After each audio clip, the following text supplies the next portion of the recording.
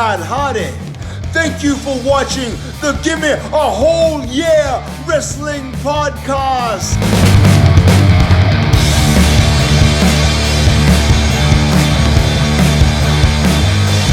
Hi guys, how you doing? It's Dom here from Soundsphere magazine and Gimme A Hull Yeah. Thank you so much for tuning into the channel and watching this wonderful interview we've done with SoCal Val, obviously a TNA legend and multimedia personality. Some really great insights into being a multimedia personality and the wrestling business in this interview. So we're really excited for you to see it and hear it. Don't forget to subscribe to Gimme A Hull Yeah and Soundsphere magazine, and keep in touch with Val as well. We'll put some links to her stuff in the descriptions. Take it easy, stay safe, see you soon. How do you find the kind of scene and opportunities here versus the US? Because obviously you've built your reputation over there, but you obviously have a very good reputation here working Wrestle Talk and doing lots of different stuff as well.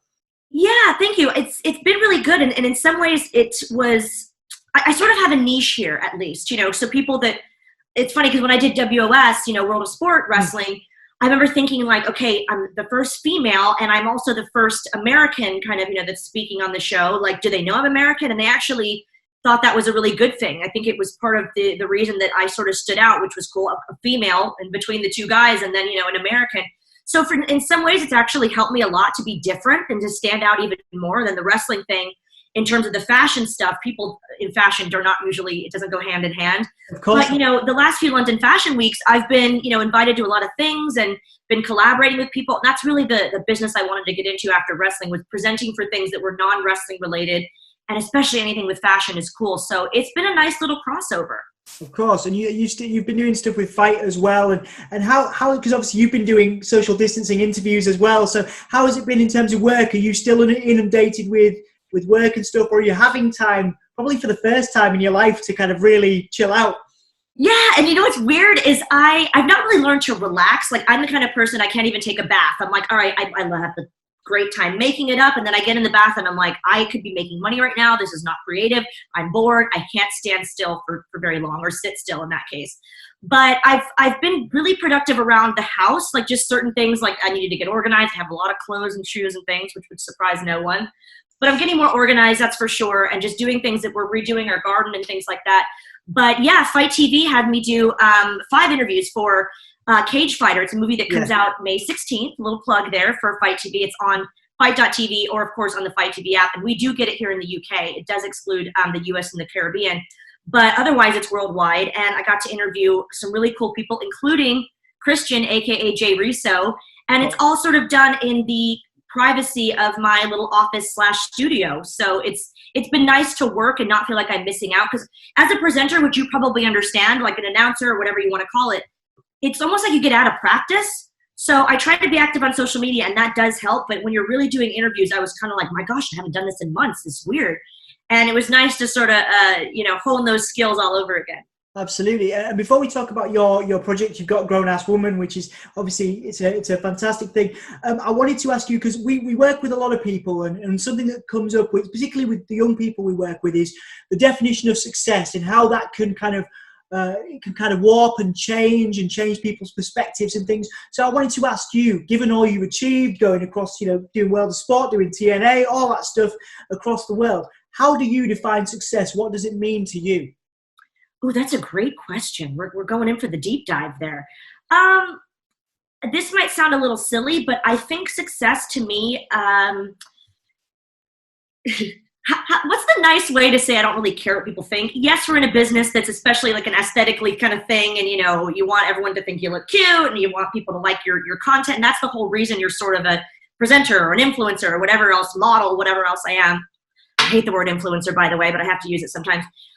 But to be honest, like I feel the love and I feel appreciated, but that's not really what drives me to do it. And even the approval of like my peers or my family and friends, that's all well and good. But if nobody approved of it, I would never stop doing what I'm doing. I'm kind of my own worst critic, and I really do things for my own enjoyment. And what I don't want to sound shallow is, I think a big part of success for me is financial freedom. You know, I grew up with a mom a single mom who raised 3 girls on her own. Wow, and I'm a big proponent of women, especially taking control of their financial freedom. And a lot of the people that I look up to are kind of self-made women And that to me is important. And not only that, but it just makes life a lot easier. Like if I want to go travel or if I want to treat myself to something, I want to know that I'm doing that on my own merit and that I've worked really hard to afford those things. And I like, Europe and traveling and things like that. And I don't want to wait for someone else to allow me to have the things that I want. So I go out and get them for myself.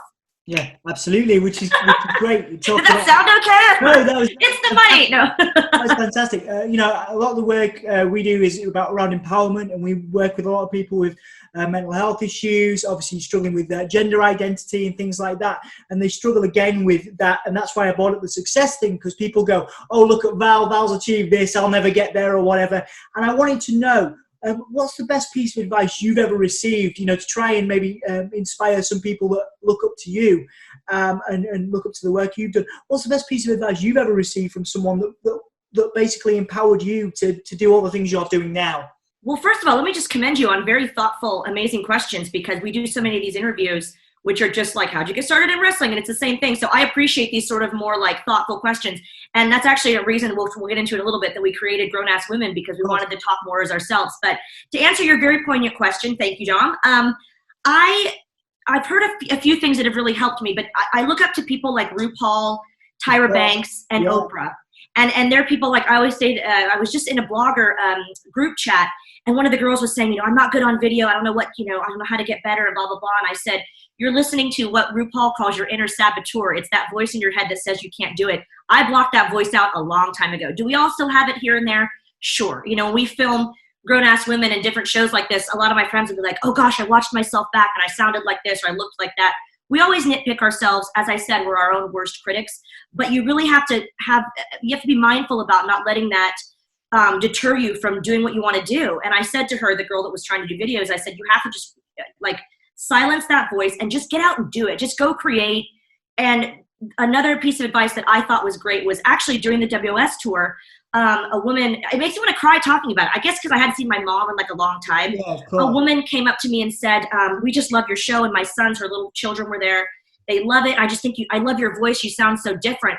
And I said, oh my gosh, that really means a lot, because I at first was thinking, okay, I've got to sound more professional. I've got to make my delivery so professional because I want to impress, Stu's so great at his craft, and Alex Shane is just such a pro, and I really want to be able to hang with the boys, whatever. And I noticed that I didn't really alter much. Of course, you try to sound a little more professional. It's, national television, it's a big deal.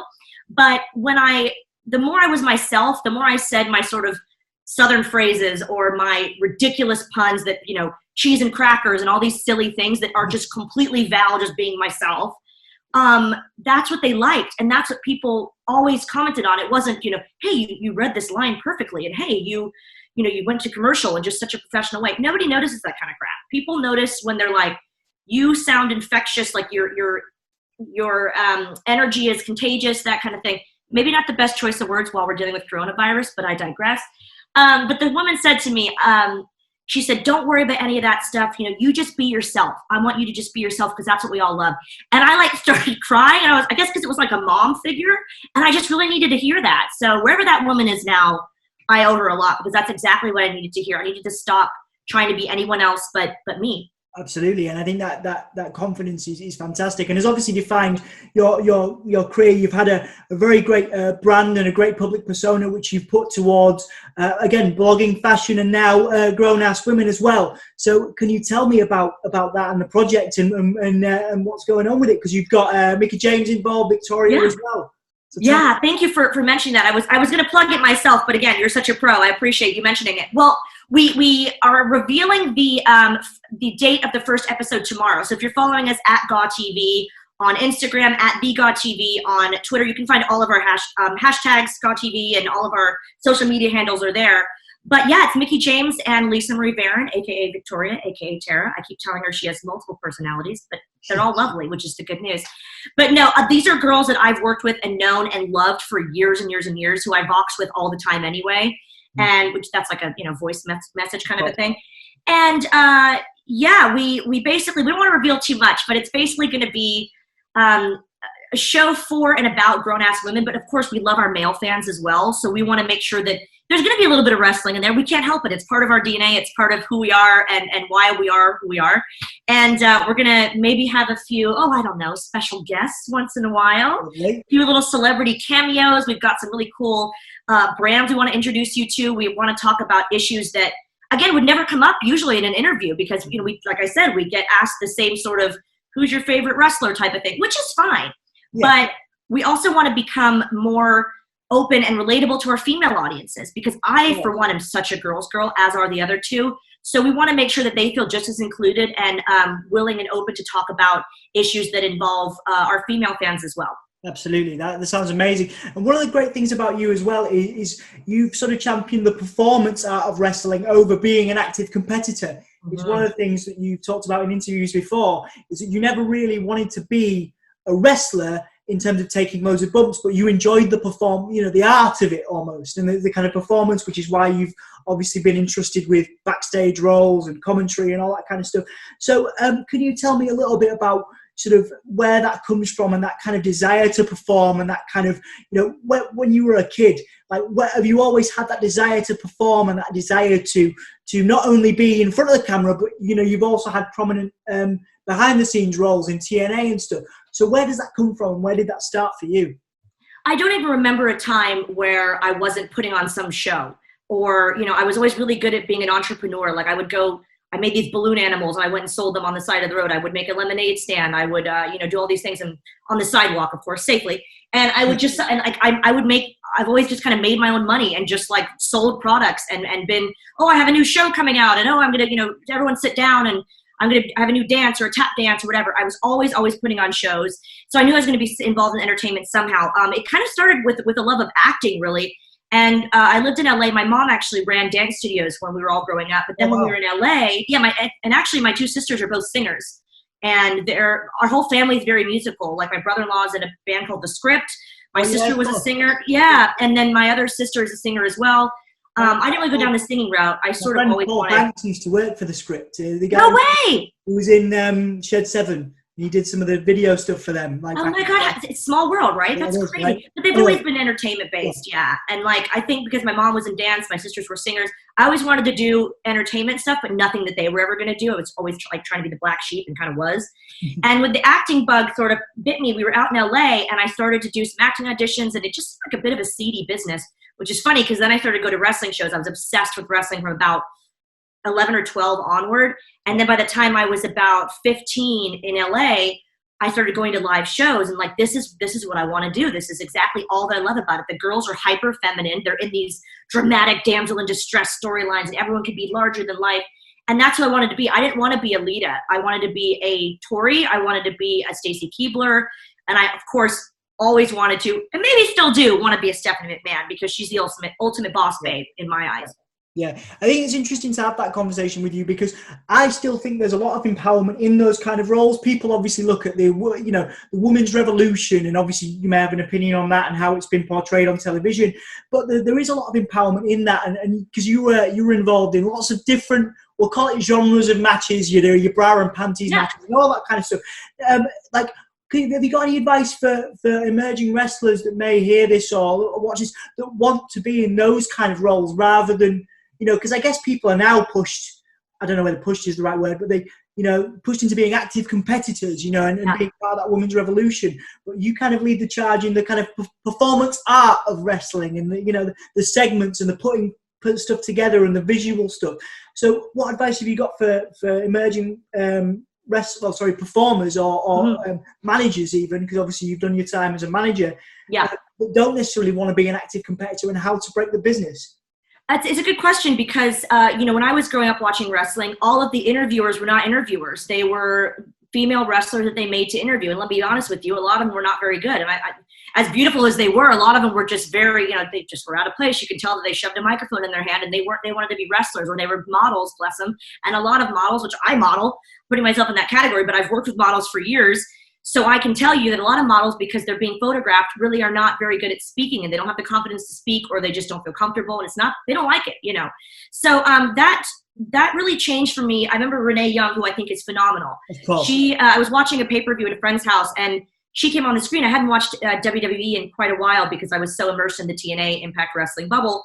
And I said, wow, she's really good. I said, who is this girl? And they said, oh, she's, Renee, blah, blah, blah.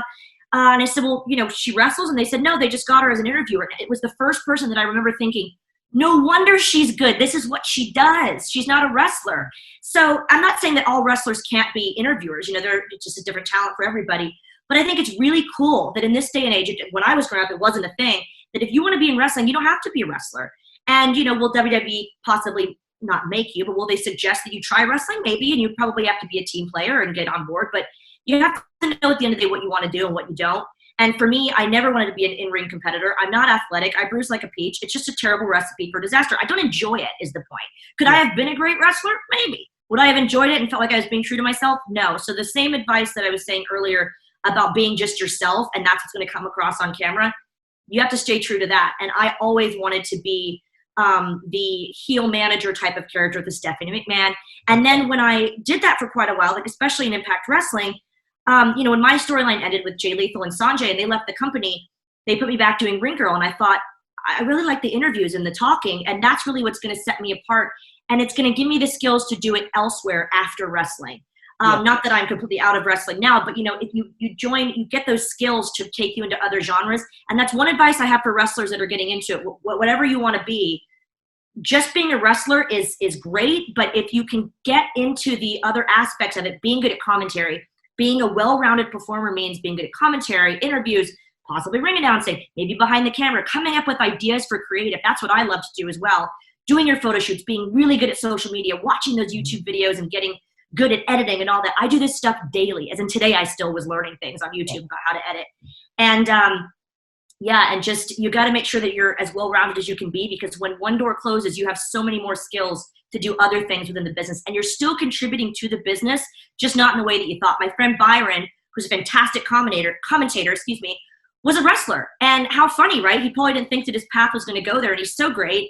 And, but he has the skills to back it up. So he kind of gets to pick and choose about what he wants to do. If he's not in wrestling the next day, he can be a presenter wherever he'd want to be. So absolutely, awesome. which is wonderful. It's that diversity. 2 or 3 more questions now. I do want to ask, because a lot of people talk about the people they've interviewed and the things that they've done and they've enjoyed, which is fantastic. But I wanted to talk to you about a time where things haven't quite gone to plan on camera, or something that, because for young people, they might look up at you and they obviously see you on camera and they see everything going really well, and you're great interviews, great work on commentary, and they think, oh, Val doesn't make mistakes or whatever. But I think it's important to let people know, even if it's just 1 or 2, that everybody makes mistakes. So can you, as much as you're willing to share with me, 1 or 2 mistakes that you've made where you had to kind of fly by the seat of your pants, and like Chris Van Vliet told me the other week that he was on a national TV station, and they started the camera and he wasn't ready and he just ran off. So, so tell me, have you got anything like that? Any stories where it hasn't quite gone to plan? And I think that revealing these kind of things is what makes you, again, you have to stay true to yourself. And I don't want it to ever look like I know exactly what I'm doing. Like when I went to a blogger event, a girl, I was filming this and just went, hey, everybody, we're here. And she goes, oh my gosh, you're just so good at this. And I said, well, girl, I've been doing it for since I was about 15, 16 years old, and I'm 34 now. Like, she was like, well, I want to do it too. And I said, you just have to practice. It's not that I'm so good at it. It's just I've been doing it for such a long time. You get better and better. That's just how it goes. And you're never where you want to be. You're always like, again, you're like a perfectionist. But something that happened at one of the Star Wars Comic Cons that I do. I love doing Comic Cons here. I do Star Trek. I do Showmasters, London Film and Comic Con, Monopoly events. And one of the actors from Star Trek, I always do my research. Usually I try to get, usually the fans are the ones that ask most of the questions, but given if there's not, the fans can be shy, you have to be able to wrap and know each person's career. And it's a lot of people. Like, there's no way you can, like, Showmasters has a London Film and Comic Con, right? So there's no way you've watched every film, every comic book, every TV show. But that's why you do your homework, which I highly recommend doing, or watching tapes if you're in wrestling. I watched a lot of tapes growing up, just as research. But, there was one guy who I got everyone else's names correct. And there was one guy's name that I thought that I had it right. I asked 2 or 3 of the staff what it was. They told me the way to pronounce it. I looked at videos on YouTube. I watched, 3 or 4 videos of him being introduced on YouTube. I thought I got it. So he comes on stage with about 6 or 8 other actors, very big name.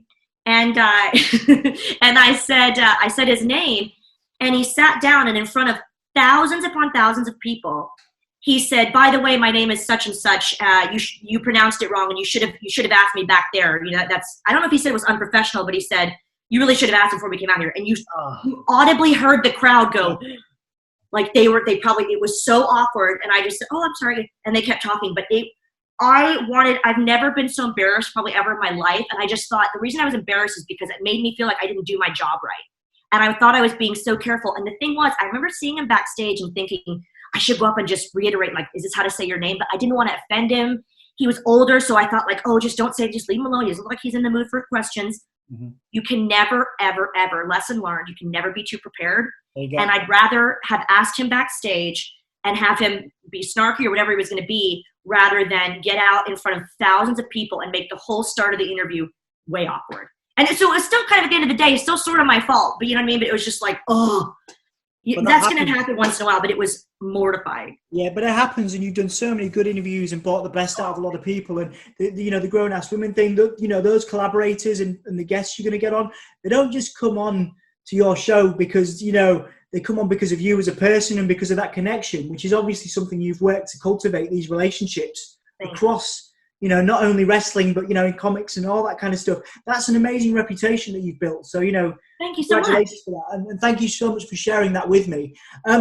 Just two more now then. Obviously, you've got the new projects and stuff. What else are you working on during and also, I guess, post-lockdown? What else are you working on at the minute? Oh, gosh. You can tell me at least. Yes. All my top secret plans. Yeah. No, so I have to say, GAW TV, which I mean, Grown Ass Women TV, but we always shorten it to GAW TV. That's been really time consuming. I actually spoke to Christian after our interview with FITE TV, and I said, "Bro, we're doing a podcast." That was so wrestler of me. Yeah, bro. Yeah. I was like, we're doing a podcast. It's going to be a podcast and like a YouTube show and video as well. And I said, "It's a lot of work." And he was like, "Wow." Because he did the ENC podcast for ages, and he was like, "You don't realize how much work it is, and you think it's just a show." No, it's a lot of work. So that's been keeping me very busy. But I also don't want to stop doing my own things, which I just put up a new styling video for Nasty Gal. I try to feature my own brands on my page because, it's funny. My pages are sort of split up between the US and the UK. And then a lot of the followers, probably most of the followers, are from wrestling. So they love the lingerie shoots. I have a Patreon, patreon.com/SoCal Val. I actually had to hide some streamers from the back wall here because I did a photo shoot for Glow. That's cool. Awesome. We're going to have this streaming. I thought you'd be like, "Are you at a disco? What are you doing?" That's cool. I love that. It's cool. We're going to buy it in my kitchen as well. I think you should get some. It does cheer me up when I walk in. But yes, I've been doing some Patreon photo shoots. I love to do themed photo shoots. I do this sort of sexy lingerie bikini stuff. And that sort of like takes care of the male audience who are, they've been so loyal and so great. And I love doing them. It's not like, oh, I have to go do another shoot. I love creating the shoots. Sometimes the fans help me come up with the theme. It's really cool. So Patreon keeps me busy. But then, of course, my own stuff, more of the female side, they seem to appreciate the fashion, the beauty, the skincare, things like that. And again, I love doing it. I can't say I work on anything that really seems like work. And that, again, like you said earlier about how do you measure your success when it doesn't feel like work? And I'm really, really #blessed to say that none of it does feel like work. I enjoy every minute of it. Which is amazing. And I do want to shoehorn in a question before we finish off. Sure. About going back to, we talked a little bit about mental health earlier. I wanted to talk about sort of comparing and we, because like a lot of people would necessarily, they'll look at the segments and the wedding and stuff and all those wonderful things that you've done in like TNA and the FITE TV stuff. And they go, like I said to you earlier, they might think, they're comparing themselves to you automatically and thinking, I'm never going to get there. And I wanted to know, do you do that in your day-to-day life, even as successful as you are? And how do you overcome that? Like because obviously you're very proud of your work and you should be, but is there anybody that you have, do you find yourself comparing? You don't have to name any names. Do you find yourself doing that? And how do you overcome that and find the confidence to again be like, "Nah, I've done really well." Because it's all very well and good me sitting here and going, "Val, you're doing amazing, you're doing fantastic." But then there might be somebody out there you go, "Oh, well, I'm not doing quite that well," and that sucks. Totally. How do you get over that? Because I think it's an important thing. Yeah, it's a very good question because we all do it. Like even remotely. Like for example, I tend to sort of look at people in a business that I'm not in, like. you know, because I like to do more of the fashion and beauty stuff and influencing girls, especially that have, and the thing is, like, I'm not a competitive person at all, never have been. I'm the kind of person that I don't understand when a pretty girl walks by, a girl will go, who does she think she is? I see her walk by and I go, oh my God, I really want that dress. I wonder where she got that. She looks, I love her confidence, you know? I just think it's infectious and cool. I've always been like that. And that's why I do say I'm a girl's girl, because that, to me, looking at another girl and being like, who does she think she is not being a girl's girl. And I have to say, a lot of girls are like that, and it's really unfortunate because they do compare. But even me, like, I look at some girls and I think, oh man, you know, she's doing so well on the stuff that I would like to be doing. But I let myself do that for about a half a second. I literally just have to remind myself, like, this isn't healthy, stop it. And I just mentally have to go, no.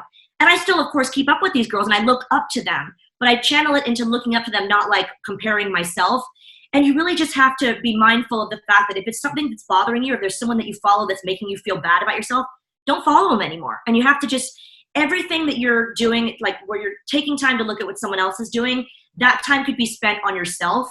And don't cheat yourself out of that time, because you could be getting more skills and getting better at what you do. But everyone does it. It's human to do it. But yeah, I think as long as you stay mindful of the fact that you have to just brush it off. I notice people on social media too, like they really tend to give a lot of attention to people that are haters. Like there's a couple people that I follow, and every time I see them tweeting, they'll quote the tweet of someone that said something mean, and then they will then expound upon it and reply to them. And I think, all I see on your feed is that people are mean to you.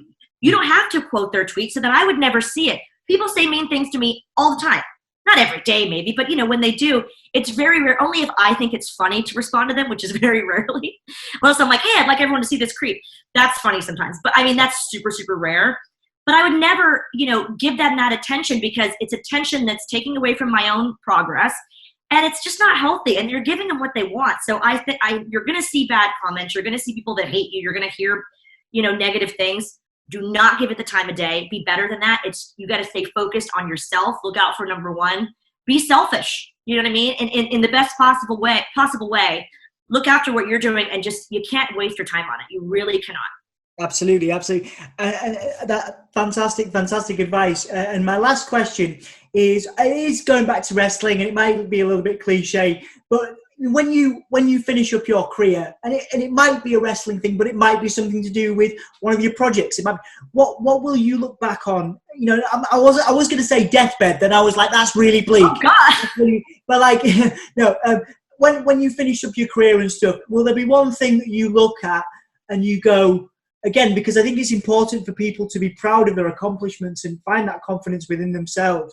So obviously, you know, you can look at the Sanjay, you know, you can look at the Sanjay stuff and the Jay Lethal stuff. You can look at working on World of Sport, which was great for British television to have you be a part of that. It was very historical, and also working on the new projects.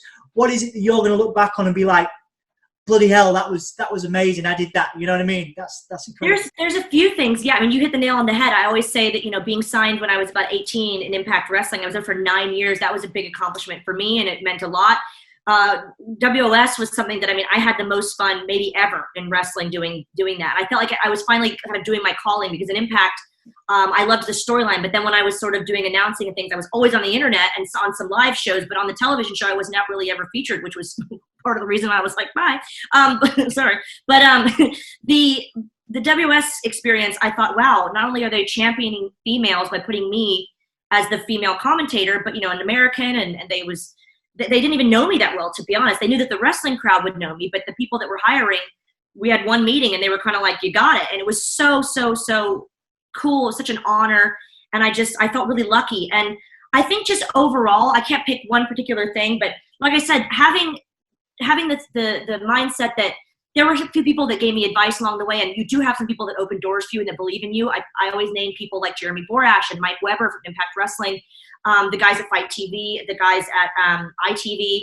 But at the end of the day, like, I'm just my mom just said it to me. It's her birthday today, actually, and I called her and I was telling her, oh my gosh, Mom, I got Instagram verified today and we're working on this new show. And she said, you know, you've always done things for yourself. And, you know, you've had some people that have believed in you along the way, thank goodness, but you've really just always, you don't take any time to sleep or rest. You just are always working on the next thing, and you're always trying to make that money and hustle. I always call myself a hustler in the best possible sense.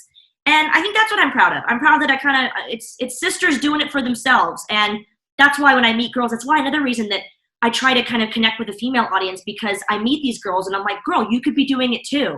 And there's so much advice to go around. And if I can ever help anybody, or like I said, telling that story about how, you know, I had that mishap at the Star Trek thing, if that helps anybody go, okay, people make mistakes, then I have done my job, because we're all human and we just have to be out there and be ourselves and be unapologetically ourselves. And that's what I really try to do in wrestling, fashion, internet stuff, whatever. Absolutely. Well, thank you ever so much for your time today, Val. It's been really, really cool for me as well. I'm certainly feeling motivated after this. Yay! And, I wish you really a load of luck with the Gore stuff, because that's going to be awesome. Very excited to see what happens with that. Obviously, people can follow you on Patreon. You've got your blog as well. So, and people can find you pretty much everywhere. So that's fantastic. I'm all over the place. Well, Dom, I say that we take this motivation and let's go change the world, you and I. What do you say? Absolutely. That sounds amazing. I'm gonna start with adding some disco lights and streamers and things to my kitchen. Always start with disco. After that, it'll be smooth sailing. Absolutely. Thank you so much, Val. I really appreciate your time. Thank you, Dom. You're a sweetheart. Great stuff. I so enjoyed it. Thank you. Thank you so much. Bye. Bye.